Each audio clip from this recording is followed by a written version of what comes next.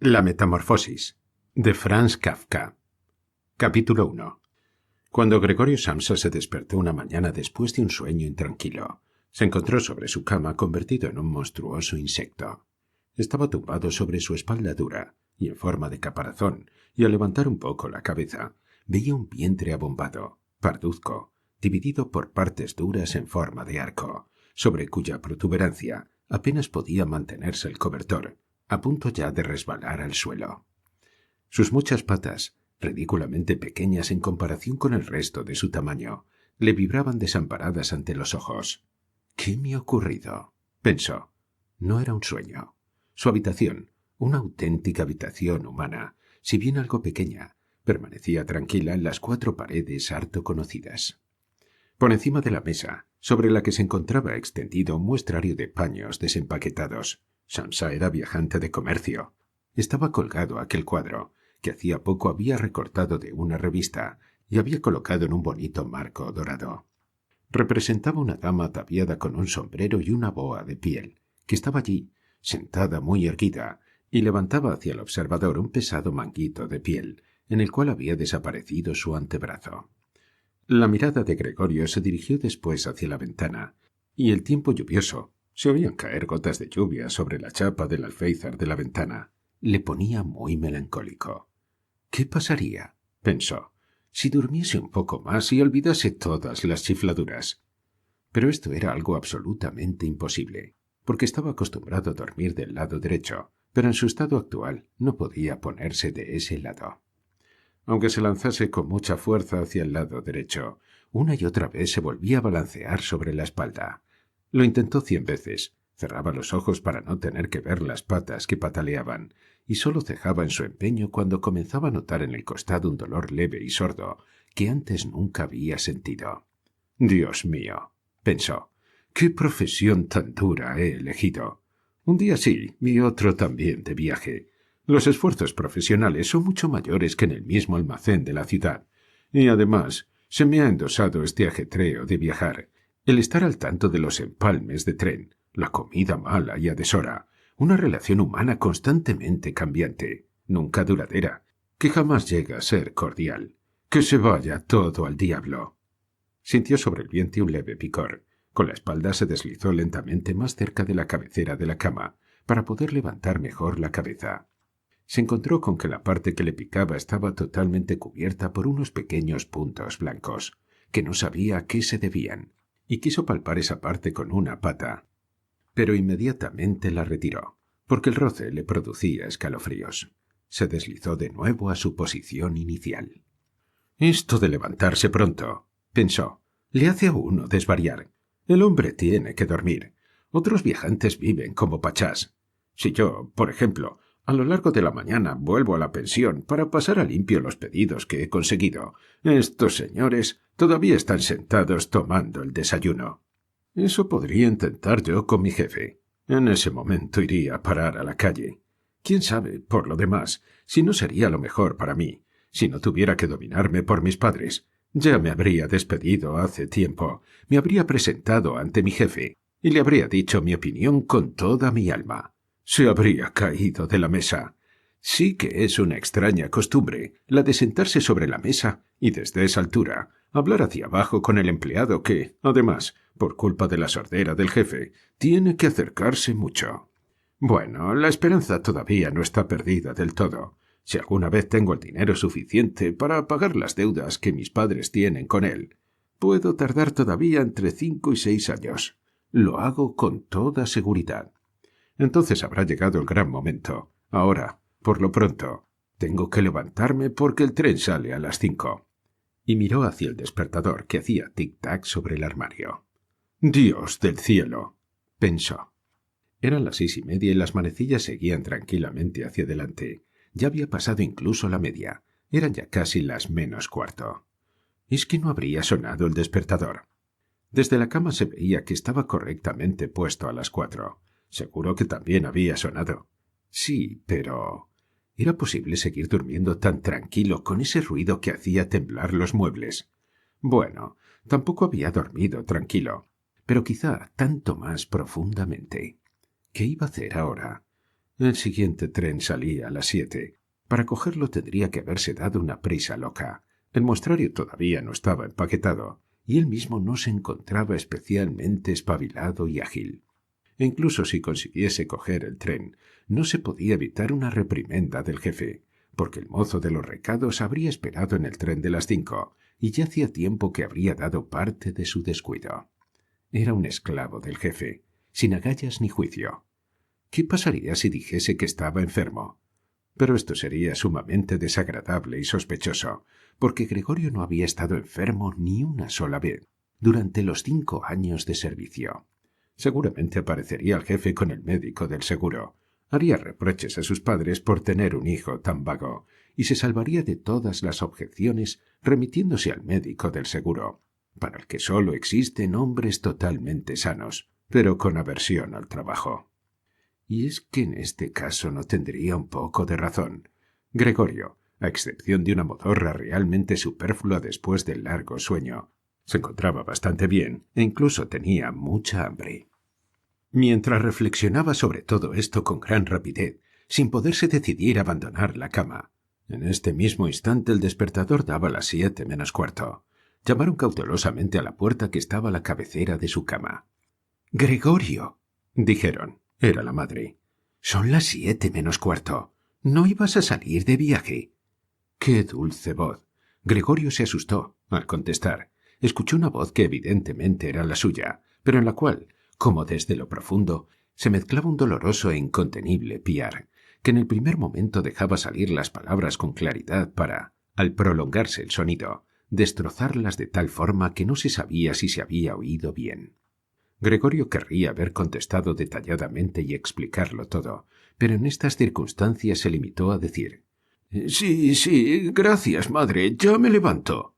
Probablemente a causa de la puerta de madera no se notaba desde fuera el cambio en la voz de Gregorio, porque la madre se tranquilizó con esta respuesta y se marchó de allí. Pero merced a la breve conversación, los otros miembros de la familia se habían dado cuenta de que Gregorio, en contra de todo lo esperado, estaba todavía en casa, y ya el padre llamaba suavemente, pero con el puño, a una de las puertas laterales. «¡Gregorio, Gregorio!», gritó. «¿Qué ocurre?». Tras unos instantes insistió de nuevo con voz más grave. «¡Gregorio, Gregorio!». Desde la otra puerta lateral se lamentaba en voz baja la hermana. «Gregorio, ¿no te encuentras bien? ¿Necesitas algo?». Gregorio contestó hacia ambos lados. «Yo estoy preparado», y con una pronunciación lo más cuidadosa posible, y haciendo largas pausas entre las palabras, se esforzó por despojar a su voz de todo lo que pudiese llamar la atención. El padre volvió a su desayuno, pero la hermana susurró: «Gregorio, abre, te lo suplico». Pero Gregorio no tenía ni la menor intención de abrir. Más bien elogió la precaución de cerrar las puertas que había adquirido durante sus viajes, y esto incluso en casa. Al principio tenía la intención de levantarse tranquilamente y, sin ser molestado, vestirse y, sobre todo, desayunar, y después pensar en todo lo demás, porque la cama, eso ya lo veía, no llegaría con sus cavilaciones a una conclusión sensata. Recordó que ya en varias ocasiones había sentido en la cama algún leve dolor, quizá producido por estar mal tumbado, dolor que al levantarse había resultado ser solo fruto de su imaginación, y tenía curiosidad por ver cómo se iban desvaneciendo paulatinamente sus fantasías de hoy. No dudaba en absoluto de que el cambio de voz no era otra cosa que el síntoma de un buen resfriado, la enfermedad profesional de los viajantes. Tirar el cobertor era muy sencillo, solo necesitaba inflarse un poco y caería por sí solo. Pero el resto sería difícil, especialmente porque él era muy ancho. Hubiera necesitado brazos y manos para incorporarse, pero en su lugar tenía muchas patitas que, sin interrupción, se hallaban en el más dispar de los movimientos y que, además, no podía dominar. Si quería doblar alguna de ellas, entonces era la primera la que se estiraba, y si por fin lograba realizar con esta pata lo que quería, entonces todas las demás se movían, como liberadas, con una agitación grande y dolorosa. «No hay que permanecer en la cama inútilmente», se decía Gregorio. Quería salir de la cama en primer lugar con la parte inferior de su cuerpo, pero esta parte inferior que, por cierto, no había visto todavía y que no podía imaginar exactamente, demostró ser difícil de mover. El movimiento se producía muy despacio, y cuando, finalmente, casi furioso, se lanzó hacia adelante con toda su fuerza sin pensar en las consecuencias, había calculado mal la dirección. Se golpeó fuertemente con la pata trasera de la cama, y el dolor punzante que sintió le enseñó que precisamente la parte inferior de su cuerpo era quizá en estos momentos la más sensible. Así pues, intentó en primer lugar sacar de la cama la parte superior del cuerpo y volvió la cabeza con cuidado hacia el borde de la cama. Lo logró con facilidad y, a pesar de su anchura y su peso, el cuerpo siguió finalmente con lentitud el giro de la cabeza. Pero cuando, por fin, tenía la cabeza colgando en el aire fuera de la cama, le entró miedo de continuar avanzando de este modo porque, si se dejaba caer en esta posición, tenía que ocurrir realmente un milagro para que la cabeza no resultase herida, y precisamente ahora no podía de ningún modo perder la cabeza. Prefería quedarse en la cama.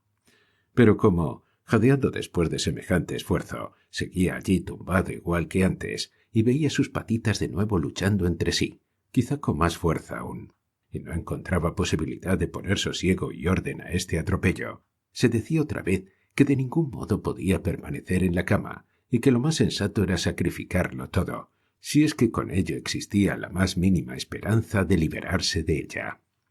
Pero al mismo tiempo no olvidaba recordar de vez en cuando que reflexionar serena, muy serenamente, es mejor que tomar decisiones desesperadas. En tales momentos dirigía sus ojos lo más agudamente posible hacia la ventana, pero, por desgracia, poco optimismo y ánimo se podían sacar del espectáculo de la niebla matinal, que ocultaba incluso el otro lado de la estrecha calle. «Las 7 ya», se dijo cuando sonó de nuevo el despertador.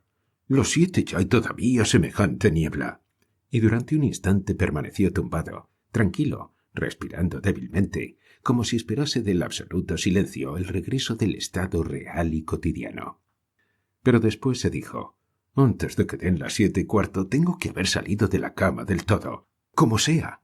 Por lo demás, para entonces habrá venido alguien del almacén a preguntar por mí, porque el almacén se abre antes de las 7». Y entonces, de forma totalmente regular, comenzó a balancear su cuerpo, cuán largo era, hacia fuera de la cama. Si se dejaba caer de ella de esta forma, la cabeza, que pretendía levantar con fuerza en la caída, permanecería probablemente ilesa. La espalda parecía ser fuerte. Seguramente no le pasaría nada al caer sobre la alfombra. Lo más difícil, a su modo de ver, era tener cuidado con el ruido que se produciría y que posiblemente provocaría al otro lado de todas las puertas, si no temor, al menos preocupación. Pero había que intentarlo. Cuando Gregorio ya sobresalía a medias de la cama, el nuevo método era más un juego que un esfuerzo. Solo tenía que balancearse a empujones. Se le ocurrió lo fácil que sería si alguien viniese en su ayuda. 2 personas fuertes, pensaba en su padre y en la criada, hubiesen sido más que suficientes. Solo tendrían que introducir sus brazos por debajo de su abombada espalda, descascararle así de la cama, agacharse con el peso, y después solamente tendrían que haber soportado que diese con cuidado una vuelta impetuosa en el suelo, sobre el cual, seguramente, las patitas adquirirían su razón de ser. Bueno, aparte de que las puertas estaban cerradas, debía de verdad pedir ayuda. A pesar de la necesidad, no pudo reprimir una sonrisa al concebir tales pensamientos. Ya había llegado el punto en el que, al balancearse con más fuerza, apenas podía guardar el equilibrio, y pronto tendría que decidirse definitivamente, porque dentro de 5 minutos serían las 7:15. En ese momento sonó el timbre de la puerta de la calle. «Seguro que es alguien del almacén», se dijo, y casi se quedó petrificado mientras sus patitas bailaban aún más deprisa. Durante un momento todo permaneció en silencio. «No abren», se dijo Gregorio, confundido por alguna absurda esperanza. Pero entonces, como siempre, la criada se dirigió, con naturalidad y con paso firme, hacia la puerta y abrió. Gregorio solo necesitó escuchar el primer saludo del visitante, y ya sabía quién era, el apoderado en persona. ¿Por qué había sido condenado Gregorio a prestar sus servicios en una empresa en la que al más mínimo descuido se concebía inmediatamente la mayor sospecha? ¿Es que todos los empleados, sin excepción, eran unos bribones? ¿Es que no había entre ellos un hombre leal y adicto a quien, simplemente porque no hubiese aprovechado para el almacén un par de horas de la mañana. Se lo comiesen los remordimientos y francamente no estuviese en condiciones de abandonar la cama. ¿Es que no era de verdad suficiente mandar a preguntar a un aprendiz? Si es que este pregunteo era necesario. Tenía que venir el apoderado en persona, y había con ello que mostrar a toda una familia inocente que la investigación de este sospechoso asunto sólo podía ser confiada al juicio del apoderado. Y, más como consecuencia de la irritación a la que le condujeron estos pensamientos que como consecuencia de una auténtica decisión, se lanzó de la cama con toda su fuerza. Se produjo un golpe fuerte, pero no fue un auténtico ruido. La caída fue amortiguada un poco por la alfombra, y además la espalda era más elástica de lo que Gregorio había pensado. A ello se debió el sonido sordo y poco aparatoso. Solamente no había mantenido la cabeza con el cuidado necesario y se la había golpeado. La giró y la restregó contra la alfombra de rabia y dolor. «¡Ahí dentro se ha caído algo!», dijo el apoderado en la habitación contigua de la izquierda. Gregorio intentó imaginarse si quizá alguna vez no podría ocurrirle al apoderado algo parecido a lo que le ocurría hoy a él. Había al menos que admitir la posibilidad. Pero como cruda respuesta a esta pregunta, el apoderado dio ahora un par de pasos firmes en la habitación contigua e hizo crujir sus botas de charol. Desde la habitación de la derecha, la hermana, para advertir a Gregorio, susurró: «Gregorio, el apoderado está aquí». «Ya lo sé», se dijo Gregorio para sus adentros, pero no se atrevió a alzar la voz tan alto que la hermana pudiera haberlo oído. «Gregorio», dijo entonces el padre desde la habitación de la derecha, «el señor apoderado ha venido y desea saber por qué no ha salido de viaje en el primer tren. No sabemos qué debemos decirle. Además desea también hablar personalmente contigo. Así es que, por favor, abre la puerta. El señor ya tendrá la bondad de perdonar el desorden en la habitación». «Buenos días, señor Sansa», irrumpió el apoderado amablemente. «No se encuentra bien», dijo la madre al apoderado mientras el padre hablaba ante la puerta. «No se encuentra bien. Créame usted, señor apoderado». «¿Cómo si no iba Gregorio a perder un tren? El chico no tiene en la cabeza nada más que el negocio. A mí casi me disgusta que nunca salga por la tarde. Ahora ha estado 8 días en la ciudad, pero pasó todas las tardes en casa. Allí está, sentado con nosotros a la mesa, y lee tranquilamente el periódico o estudia horarios de trenes. Para él es ya una distracción hacer trabajos de marquetería. Por ejemplo, en 2 o 3 tardes ha tallado un pequeño marco. Se asombrará usted de lo bonito que es. Está colgado ahí dentro, en la habitación. En cuanto abra Gregorio lo verá usted enseguida. Por cierto, que me alegro de que esté usted aquí, señor apoderado. Nosotros solos no habríamos conseguido que Gregorio abriese la puerta. Es muy testarudo y seguro que no se encuentra bien, a pesar de que lo ha negado esta mañana. «Voy enseguida», dijo Gregorio, lentamente y con precaución, y no se movió para no perderse una palabra de la conversación. «De otro modo, señora, tampoco puedo explicármelo yo», dijo el apoderado. «Espero que no se trate de nada serio, si bien tengo que decir, por otra parte, que nosotros, los comerciantes, por suerte o por desgracia, según se mire, tenemos sencillamente que sobreponernos a una ligera indisposición por consideración a los negocios». «Vamos, ¿puede pasar el apoderado a tu habitación?», preguntó impaciente el padre. «No», dijo Gregorio. En la habitación de la izquierda se hizo un penoso silencio. En la habitación de la derecha empezó a sollozar la hermana. ¿Por qué no se iba la hermana con los otros? Seguramente acababa de levantarse de la cama y todavía no había empezado a vestirse. ¿Y por qué lloraba? ¿Por qué él no se levantaba y dejaba entrar al apoderado? ¿Por qué estaba en peligro de perder el trabajo? ¿Y por qué entonces el jefe perseguiría otra vez a sus padres con las viejas deudas? Estas eran, de momento, preocupaciones innecesarias. Gregorio todavía estaba aquí y no pensaba de ningún modo abandonar a su familia. De momento yacía en la alfombra, y nadie que hubiese tenido conocimiento de su estado hubiese exigido seriamente de él que dejase entrar al apoderado. Pero por esta pequeña descortesía, para la que más tarde se encontraría con facilidad una disculpa apropiada, No podía Gregorio ser despedido inmediatamente.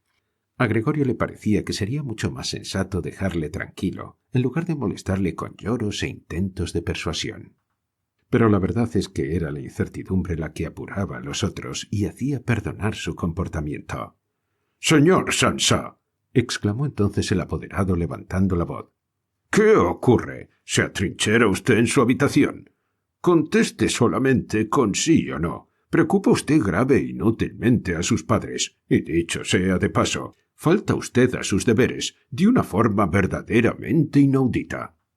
Habló aquí en nombre de sus padres y de su jefe, y le exigió seriamente una explicación clara e inmediata. «Estoy asombrado, estoy asombrado. Yo le tenía a usted por un hombre formal y sensato, y ahora, de repente, parece que quiere usted empezar a hacer alarde de extravagancias extrañas. El jefe me insinuó esta mañana una posible explicación a su demora. Se refería al cobro que se le ha confiado desde hace poco tiempo. Yo realmente di casi mi palabra de honor de que esta explicación no podía ser cierta. Pero en este momento veo su incomprensible obstinación y pierdo del todo el deseo de dar la cara en lo más mínimo por usted, y su posición no es, en absoluto, la más segura.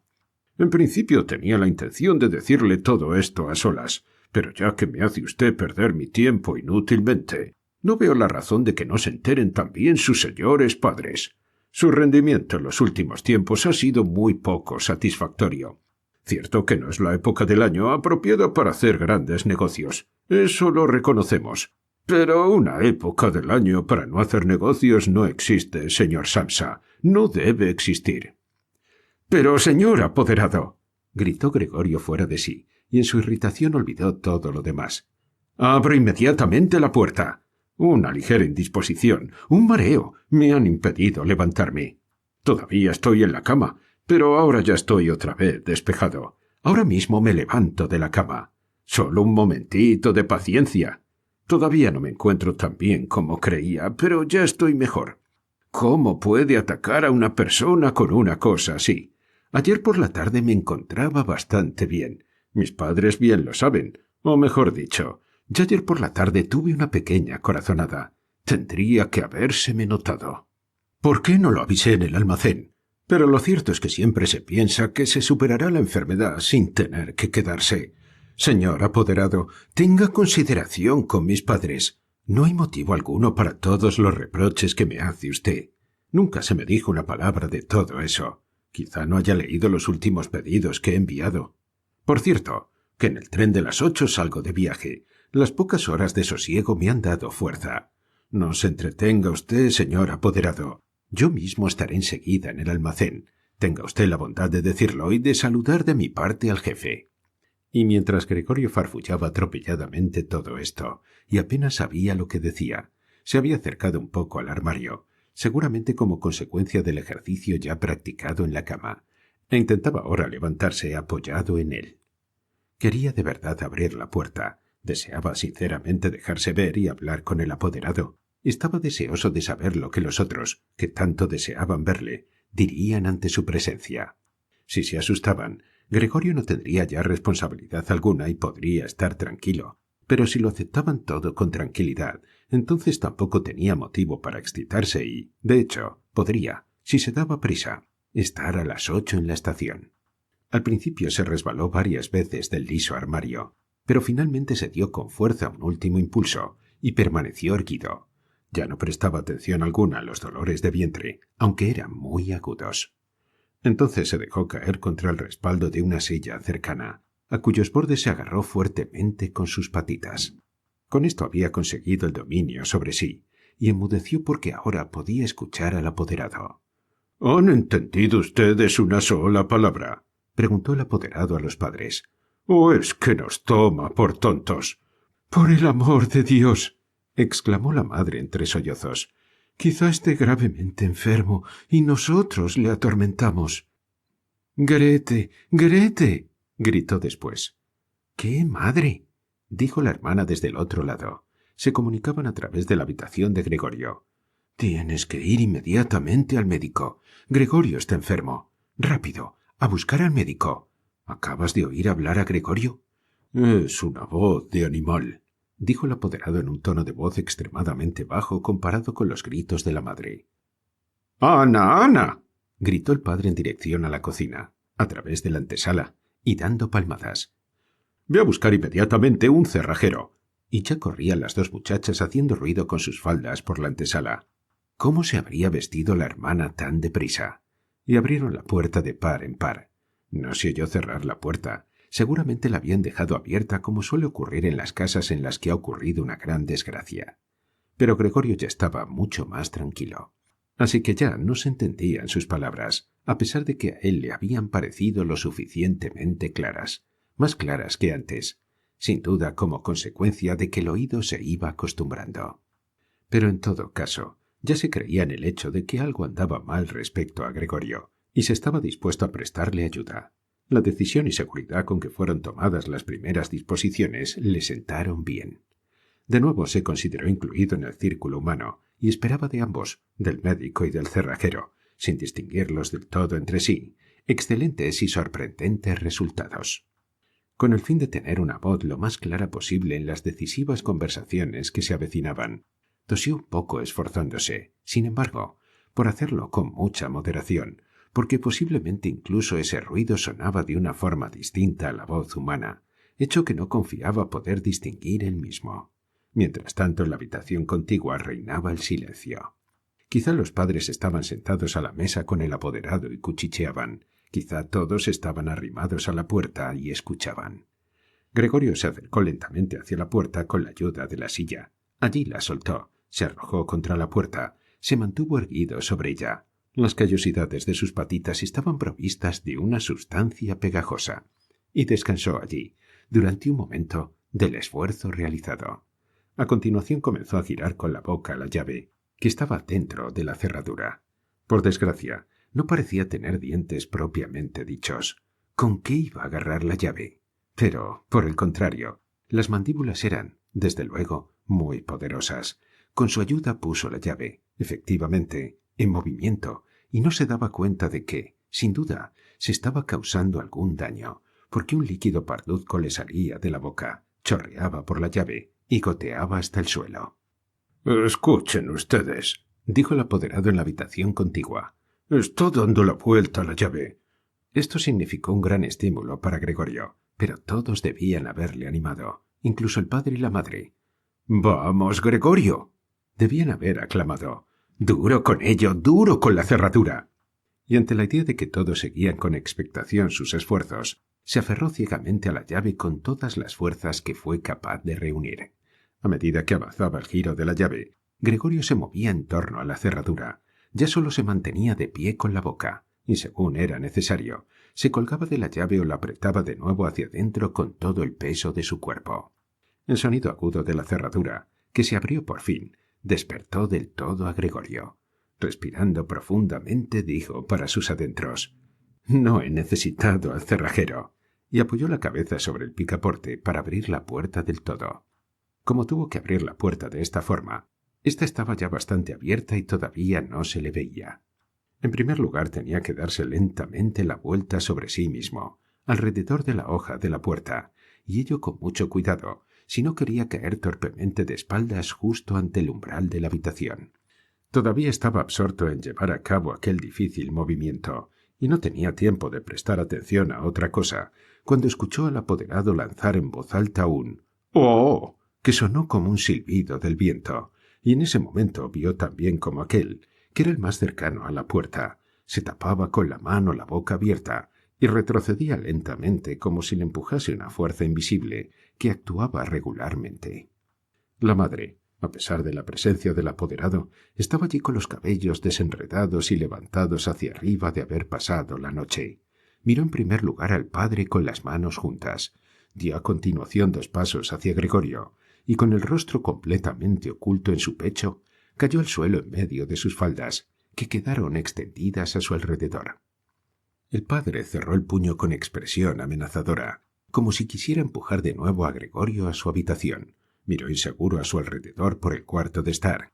Después se tapó los ojos con las manos y lloró de tal forma que su robusto pecho se estremecía por el llanto. Gregorio no entró, pues, en la habitación, sino que se apoyó en la parte intermedia de la hoja de la puerta que permanecía cerrada, de modo que sólo podía verse la mitad de su cuerpo y sobre él la cabeza, inclinada a un lado, con la cual miraba hacia los demás. Entretanto el día había aclarado. Al otro lado de la calle se distinguía claramente una parte del edificio de enfrente. Negruzco e interminable, era un hospital, con sus ventanas regulares que rompían duramente la fachada. Todavía caía la lluvia, pero solo a grandes gotas, que se distinguían una por una y que eran lanzadas hacia abajo aisladamente sobre la tierra. Las piezas de la vajilla del desayuno se extendían en gran cantidad sobre la mesa, porque para el padre el desayuno era la comida principal del día, que prolongaba durante horas con la lectura de diversos periódicos. Justamente en la pared de enfrente había una fotografía de Gregorio, de la época de su servicio militar, que le representaba con uniforme de teniente y como, con la mano sobre la espada, sonriendo despreocupadamente, exigía respeto para su actitud y su uniforme. La puerta del vestíbulo estaba abierta, y como la puerta del piso también estaba abierta, se podía ver el rellano de la escalera y el comienzo de la misma, que conducía hacia abajo. «Bueno», dijo Gregorio, y era completamente consciente de que era el único que había conservado la tranquilidad. «Me vestiré inmediatamente, empaquetaré el muestrario y saldré de viaje. ¿Queréis dejarme marchar? Bueno, señor apoderado, ya ve usted que no soy obstinado, y me gusta trabajar. Viajar es fatigoso, pero no podría vivir sin viajar. ¿A dónde va usted, señor apoderado? ¿Al almacén? ¿Sí? Lo contará usted todo tal como es en realidad. En un momento dado puede uno ser incapaz de trabajar, pero después llega el momento preciso de acordarse de los servicios prestados y de pensar que después, una vez superado el obstáculo, uno trabajará, con toda seguridad, con más celo y concentración. Yo le debo mucho al jefe, bien lo sabe usted. Por otra parte, tengo a mi cuidado a mis padres y a mi hermana. Estoy en un aprieto, pero saldré de él. Pero no me lo haga usted más difícil de lo que ya es. Póngase de mi parte en el almacén. Ya sé que no se quiere bien al viajante. Se piensa que gana un montón de dinero y se da la gran vida. Es cierto que no hay una razón especial para meditar a fondo sobre este prejuicio, pero usted, señor apoderado, usted tiene una visión de conjunto de las circunstancias mejor que la que tiene el resto del personal. Sí, en confianza, incluso una visión de conjunto mejor que la del mismo jefe, que en su condición de empresario cambia fácilmente de opinión en perjuicio del empleado.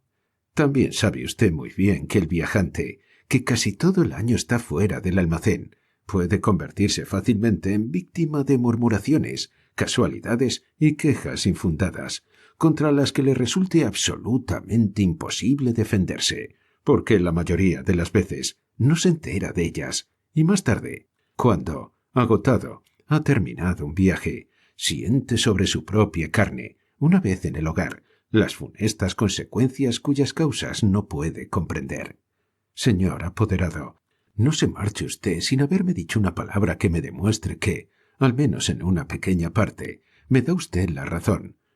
Pero el apoderado ya había dado la vuelta a las primeras palabras de Gregorio, y por encima del hombro, que se movía convulsivamente, miraba hacia Gregorio poniendo los labios en forma de morro, y mientras Gregorio hablaba, no estuvo quieto ni un momento, sino que, sin perderle de vista, se iba deslizando hacia la puerta, pero muy lentamente, como si existiese una prohibición secreta de abandonar la habitación. Ya se encontraba en el vestíbulo, y a juzgar por el movimiento repentino con que sacó el pie por última vez del cuarto de estar, podría haberse creído que acababa de quemarse la suela. Ya en el vestíbulo, extendió la mano derecha lejos de sí y en dirección a la escalera, como si allí le esperase realmente una salvación sobrenatural. Gregorio comprendió que, de ningún modo, debía dejar marchar al apoderado en este estado de ánimo, si es que no quería ver extremadamente amenazado su trabajo en el almacén. Los padres no entendían todo esto demasiado bien. Durante todos estos largos años habían llegado al convencimiento de que Gregorio estaba colocado en este almacén para el resto de su vida, y además, con las preocupaciones actuales, tenían tanto que hacer que habían perdido toda previsión. Pero Gregorio poseía esa previsión. El apoderado tenía que ser retenido, tranquilizado, persuadido y finalmente atraído. El futuro de Gregorio y de su familia dependía de ello. Si hubiese estado aquí la hermana. Ella era lista. Ya había llorado cuando Gregorio todavía estaba tranquilamente sobre su espalda, y seguro que el apoderado, ese aficionado a las mujeres, se hubiese dejado llevar por ella. Ella habría cerrado la puerta del piso y en el vestíbulo le hubiese disuadido de su miedo. Pero lo cierto es que la hermana no estaba aquí, y Gregorio tenía que actuar, y sin pensar que no conocía todavía su actual capacidad de movimiento, y que sus palabras posiblemente, seguramente incluso, no habían sido entendidas, abandonó la hoja de la puerta y se deslizó a través del hueco abierto. Pretendía dirigirse hacia el apoderado que, de una forma grotesca, se agarraba ya con ambas manos a la barandilla del rellano, pero, buscando algo en que apoyarse, se cayó inmediatamente sobre sus múltiples patitas, dando un pequeño grito. Apenas había sucedido esto, sintió por primera vez en esta mañana un bienestar físico. Las patitas tenían suelo firme por debajo, obedecían a la perfección, como advirtió con alegría. Incluso intentaban transportarle hacia donde él quería. Y ya creía Gregorio que el alivio definitivo de todos sus males se encontraba a su alcance.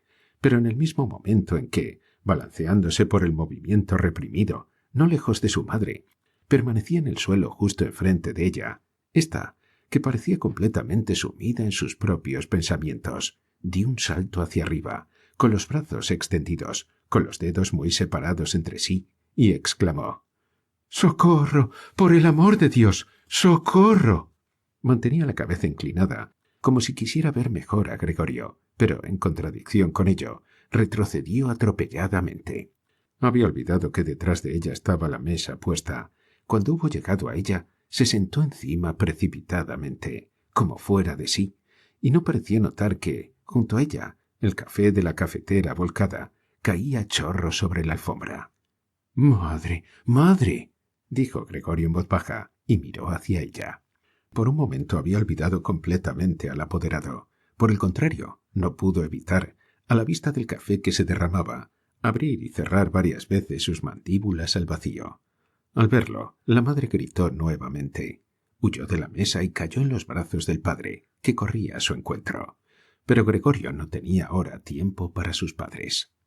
El apoderado se encontraba ya en la escalera. Con la barbilla sobre la barandilla, miró de nuevo por última vez. Gregorio tomó impulso para alcanzarle con la mayor seguridad posible. El apoderado debía adivinar algo, porque saltó de una vez varios escalones y desapareció, pero lanzó aún un «¡Oh!» que se oyó en toda la escalera. Lamentablemente, esta huida del apoderado pareció desconcertar del todo al padre, que hasta ahora había estado relativamente sereno, pues en lugar de perseguir él mismo al apoderado, o al menos no obstaculizar a Gregorio en su persecución, agarró con la mano derecha el bastón del apoderado, que aquel había dejado sobre la silla junto con el sombrero y el gabán.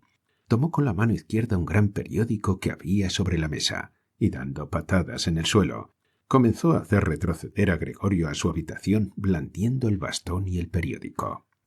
De nada sirvieron los ruegos de Gregorio, tampoco fueron entendidos, y por mucho que girase humildemente la cabeza, el padre pataleaba aún con más fuerza. Al otro lado, la madre había abierto de par en par una ventana, a pesar del tiempo frío, e inclinada hacia afuera se cubría el rostro con las manos. Entre la calle y la escalera se estableció una fuerte corriente de aire. Las cortinas de las ventanas volaban, se agitaban los periódicos de encima de la mesa, las hojas sueltas revoloteaban por el suelo. El padre le acosaba implacablemente y daba silbidos como un loco. Pero Gregorio todavía no tenía mucha práctica en andar hacia atrás. Andaba realmente muy despacio. Si Gregorio se hubiese podido dar la vuelta, enseguida hubiese estado en su habitación, pero tenía miedo de impacientar al padre con su lentitud al darse la vuelta, y a cada instante le amenazaba el golpe mortal del bastón en la espalda o la cabeza. Finalmente, no le quedó a Gregorio otra solución, pues advirtió con angustia que andando hacia atrás ni siquiera era capaz de mantener la dirección, y así, mirando con temor constantemente a su padre de reojo, comenzó a darse la vuelta con la mayor rapidez posible, pero, en realidad, con una gran lentitud. Quizá advirtió al padre su buena voluntad, porque no solo no le obstaculizó en su empeño, sino que, con la punta de su bastón, le dirigía de vez en cuando, desde lejos, en un movimiento giratorio. Si no hubiese sido por ese insoportable silbar del padre, por su culpa Gregorio perdía la cabeza por completo. Ya casi se había dado la vuelta del todo cuando, siempre oyendo ese silbido, incluso se equivocó y retrocedió un poco en su vuelta. Pero cuando por fin, feliz, ya tenía la cabeza ante la puerta, resultó que su cuerpo era demasiado ancho para pasar por ella sin más. Naturalmente, al padre, en su actual estado de ánimo, ni siquiera se le ocurrió, ni por lo más remoto, abrir la otra hoja de la puerta para ofrecer a Gregorio espacio suficiente. Su idea fija consistía solamente en que Gregorio tenía que entrar en su habitación lo más rápidamente posible. Tampoco hubiera permitido jamás los complicados preparativos que necesitaba Gregorio para incorporarse y de este modo atravesar la puerta. Es más, empujaba hacia adelante a Gregorio con mayor ruido aún, como si no existiese obstáculo alguno. Ya no sonaba tras de Gregorio como si fuese la voz de un solo padre. Ahora ya no había que andarse con bromas, y Gregorio se empotró en la puerta, pasase lo que pasase. Uno de los costados se levantó. Ahora estaba atravesado en el hueco de la puerta. Su costado estaba herido por completo. En la puerta blanca quedaron marcadas unas manchas desagradables. Pronto se quedó atascado, y solo no hubiera podido moverse. Las patitas de un costado estaban colgadas en el aire y temblaban. Las del otro lado permanecían aplastadas dolorosamente contra el suelo. Entonces el padre le dio por detrás un fuerte empujón que, en esta situación, le produjo un auténtico alivio, y Gregorio penetró profundamente en su habitación sangrando con intensidad. La puerta fue cerrada con el bastón, y a continuación se hizo, por fin, el silencio.